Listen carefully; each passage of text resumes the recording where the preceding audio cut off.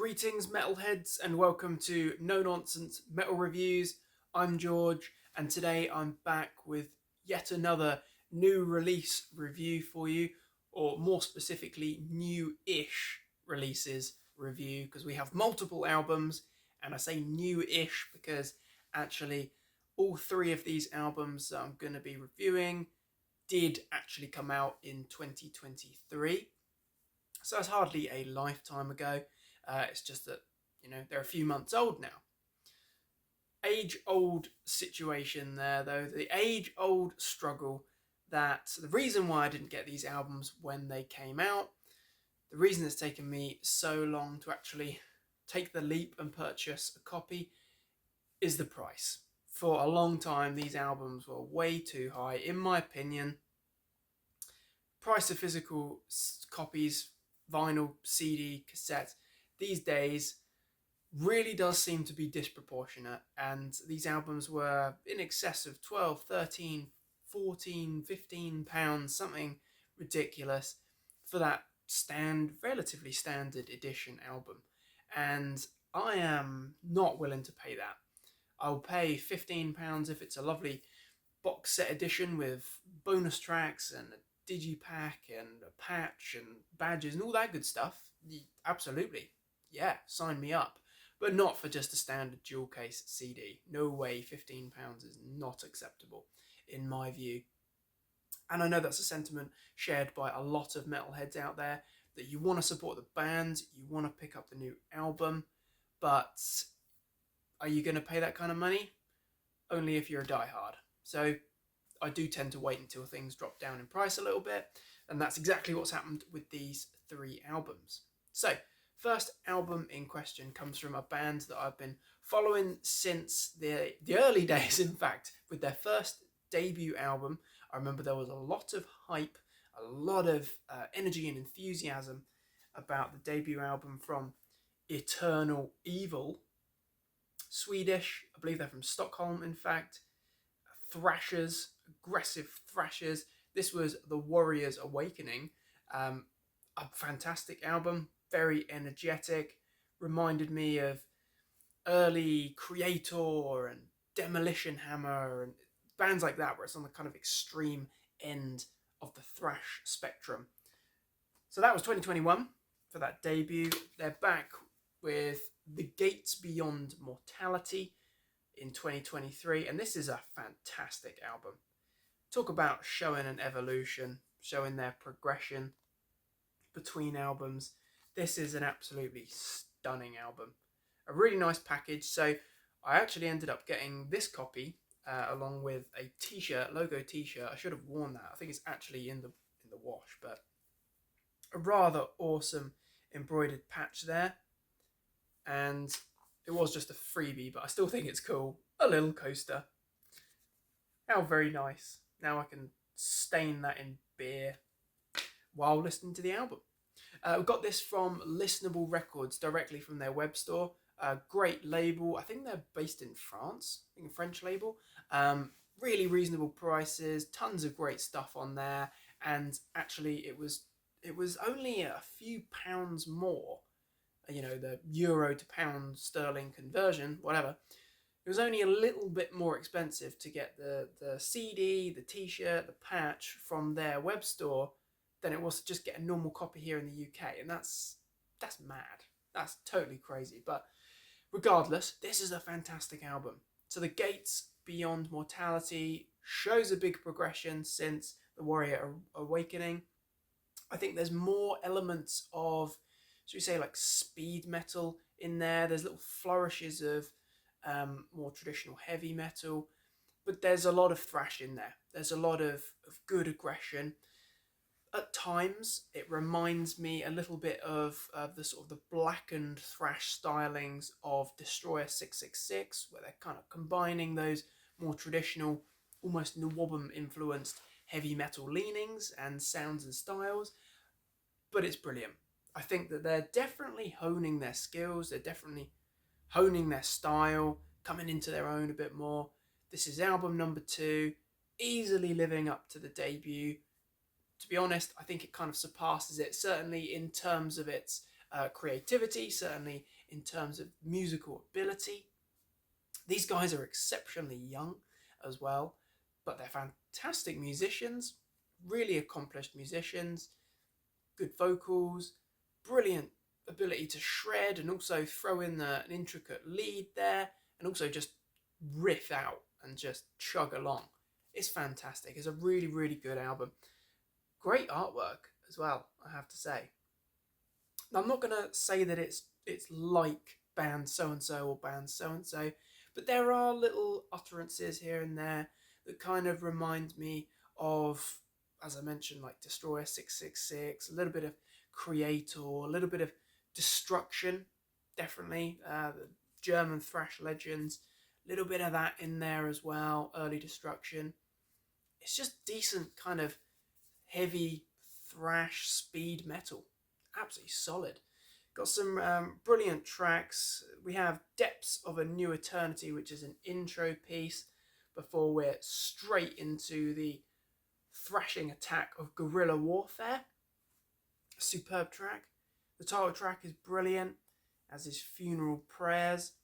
Signs of an Ancient Storm. Ancient Sin, sorry. Ancient Storm. No, not quite. Ancient Sin. That is a particularly brilliant standout track there. That has a lot of sort of classic heavy metal groove there, a really decent pace, certainly headbang worthy. Desecration of Light, the Astral Below, a bit more of a grander sound there, a little bit of a bigger number, powerful, but we get some great riff in there. Immolation, definitely more of a thrasher number, a little bit of that heavier track, a bit of a heavier standout there. Decent indeed. And then we close with a brilliant track, The Cursed Trilogy. Fantastic. Brilliant flow to the whole album. Each track is distinguishable. There's moments here that are definitely more going to appeal to the thrashing maniacs, and then you've got moments that definitely going to satisfy the tastes of certainly more modern heavy metal and speed metal. If you're a fan of bands like Tail Gunner, for example, you've got that brilliant sort of heavy metal skill here. So Eternal Evil with The Gates Beyond Mortality, an absolute stunner. A new band, a young band. If you've never heard them, absolutely go and check them out. Check the Warrior Awakening as well, because that is a fantastic album. So up next, we've got a classic band, a heritage band, a band that I think they originated around like the early 1970s. I think it was the late 70s that we had the first album, Frost and Fire. I'm talking about Cirith Ungol, or Cirith Ungol. I know that the name comes from the Tolkien legendary Lord of the Rings books. I did read it. I think it's the passage of Shilob's lair in the mountains, in whatever tongue in the Tolkien's books in the literary world. It was translated as Cirith Ungol, which is a cool name. It's a really cool name. It really stands out. So this is Dark Parade. Great cover as well. Really nice digipack package out on Metal Blade Records. This album was a little bit too expensive for too long, and then suddenly dropped down to about $8.99. By that point, I was happy to snap that up. This is actually only album number 6 as well in Cirith Ungol's catalogue. They had a little bit of a tumultuous career. They've been pretty active in the last few years, over the last sort of 4 or 5 years, as they had released a brilliant album entitled Forever Black in 2020. And then obviously we have Dark Parade in 2023, but in between that we also had a great EP called Half Past Human, which was a particularly brilliant one as well. But to be honest, this is a short and sweet, kind of, I'm going to say, elegant heavy metal album. It's got all the power and energy of a traditional heavy metal album, a little bit kind of power metal leaning at times. You know what? It's really thoroughly enjoyable. Take the opening track, Velocity SEP. Absolutely fantastic. That is a stomping, rocking and rolling heavy metal number. that could easily have been, pinched from a Saxon album, for example. Absolutely brilliant way to kick off an album. Characterized by Tim Barker's vocals. Brilliant musicianship across the board there. All very adept musicians.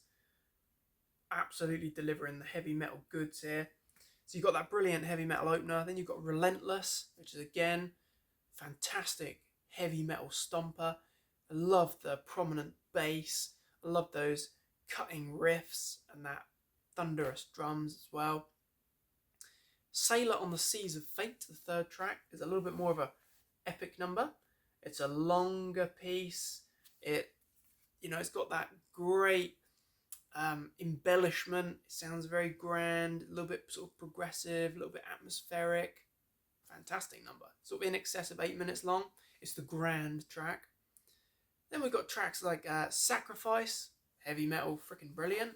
Definitely sounds like, this whole album sounds like Cirith Ungol, definitely. They've got a decent few albums in their catalogue, some real solid classics, and it does bear that signature sound and style. The Dark Parade, the title track, is a personal favourite of mine. I think that's a fantastic number, a real standout there. And then we've got Distant Shadows and Down Below. Absolutely brilliant. Start to finish, heavy metal, like I say, a little bit of kind of US power metal leaning as well there. Certainly not happy metal realms. This is just solid, in your face, speedy heavy metal. It's just fantastic. It's really easy listening, but at the same time, this isn't the kind of cheesy European power metal where it's all up and happy and la la la. Definitely not like that. You've got guts here. You've got, leather jacket and sunglasses adorning biker heavy metal. Fantastic stuff. Absolutely brilliant. Dark Parade. If you enjoyed Forever Black, then you're definitely going to dig this. If you love the classic albums, again, you're going to really enjoy this one. Excellent, legendary heritage band. Still relevant, still delivering the goods. Cirith Ungol with Dark Parade. Really wish that I'd managed to get that first time round, because that would easily have been one of my favourite albums of the year. So, final album then. A band that I'd heard the name, classic scenario again, heard the name, hadn't ever heard the music. I was aware of the name because of a certain prolific legendary bass player by the name of Steve DiGiorgio, legend for many bands. Just to name a few, we've got Death and Testament in there within his career, just to name a few high-profiling bands. I am, of course, talking about technical thrashers Sadus.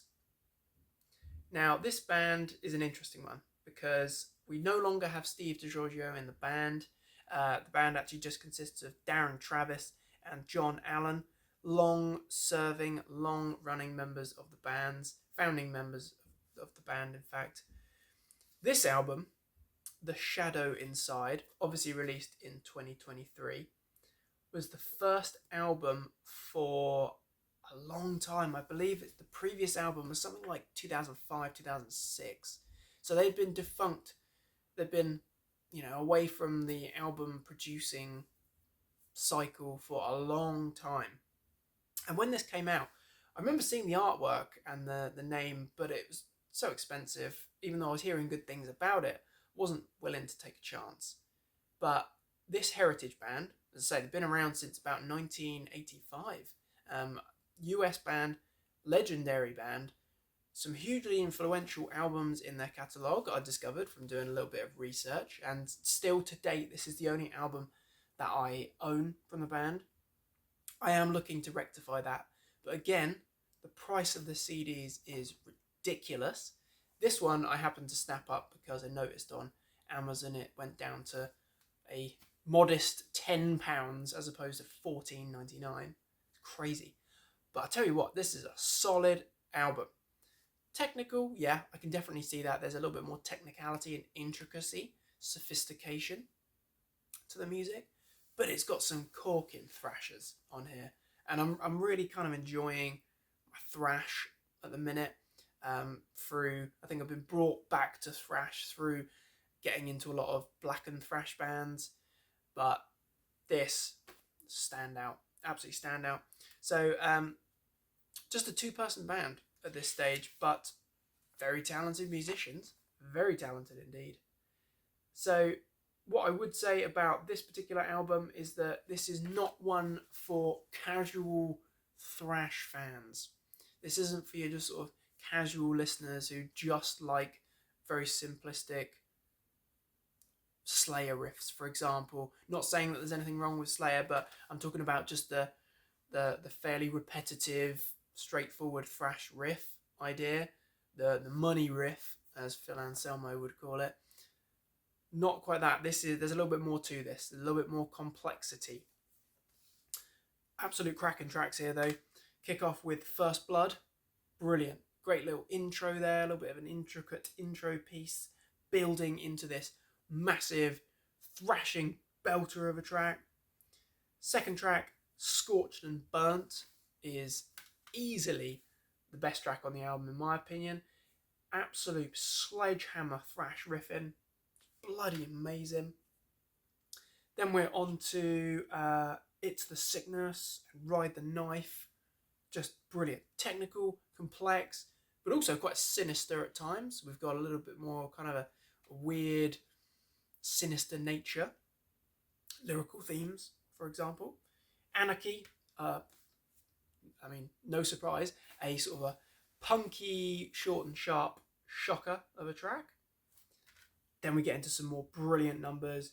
Pain and No Peace, sledgehammer riffing, really interesting sort of John Cyrus style vocals at times. Reminds me at times also of like Exodus picking up, so you're getting that good kind of mixture of solid classic thrash styles with a little bit more progression as well. Then track number 9 is New Beginnings, which is an intro before a great title track closer. An absolute stunner. So yeah, one for if you love your thrash, but also you love a little bit more complicated technical music, you're definitely going to dig this. This is The Shadow Inside by Sadus. So as I say, I will definitely be delving into Sadus's catalogue a little bit more. But there you have it. Some new releases, some pieces that I kind of missed in 2023. But if you have the capital and you have the time, check out these albums. They are all absolutely worth checking out. So just to recap, my favourite out of this little bundle, we've got Eternal Evil with The Gates Beyond Mortality. Bloody great album. A band that has got a lot of promise and potential. If you like early Slayer, I'm thinking sort of Show No Mercy, Hell Awaits era. If you like old school Destruction, then you're definitely going to dig this. This is great thrashing metal. Then we've got legendary heavy metal from Cirith Ungol with Dark Parade. Just a solid, reliable band. Not many albums in their catalogue, but yeah, they never fail. They never fail to hit the mark. And then we've got Sadus. Technical thrashers, legends, metal as you like. This is The Shadow Inside. Check those albums out. And if you are a fan of them already, if you have heard them, what are your thoughts and opinions on these rather brilliant albums? Very interested to hear thoughts and opinions of others as always. So my friends, share your thoughts, check them out if you haven't heard them. But thank you very much for watching. Please do feel free to like and subscribe. It's always very much appreciated. Thank you for your continued support and encouragement. Check back soon for more reviews and recommendations. Take care, and until next time, stay heavy.